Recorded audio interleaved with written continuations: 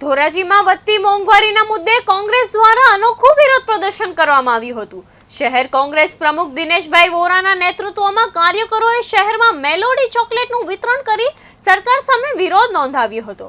કોંગ્રેસના નેતાઓ દેશભરમાં વધી રહેલી મોંઘવારી અને સામાન્ય જનતા પર વધી રહેલા આર્થિક ભરણ મુદ્દે સરકારની ઘેરી હતી। જ્યારે દેશમાં લોકો મોંઘવારીથી પરેશાન છે તેવા આક્ષેપો સાથે અનોખી રીતે કરાયેલા આ વિરોધ પ્રદર્શનને લઈને શહેરમાં ચર્ચાનો માહોલ જોવા મળ્યો હતો। રોમ ભડકે ભરતું હતું ત્યારે નીરો ગીડલ વગાડતો હતો એવી પરિસ્થિતિ ભારત દેશની નિર્માણ થઈ છે। મોંઘવારીના મારથી ભારતના પ્રજાજનો જ્યારે પરેશાન છે, મોંઘવારીના મારથી ભારત દેશ ભડકે ભરી રહ્યો છે, ત્યારે વડાપ્રધાન વિદેશની અંદર જઈ અને મેલોડી ચોકલેટની રીલ્સ બનાવી રહ્યા છે। અશોભનીય બાબત છે।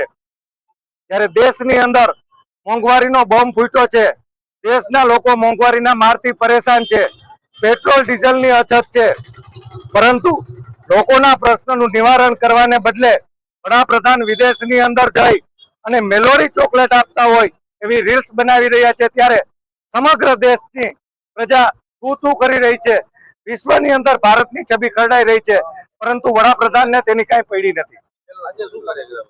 આજે અમે મેલોડી ચોકલેટનું વિતરણ કરી પ્રજાજનોને જે મોંઘવારીનો માર પડી રહ્યો છે એનો વિરોધ દર્શાવી અને અમે મેલોડી ચોકલેટનું વિતરણ કર્યું છે।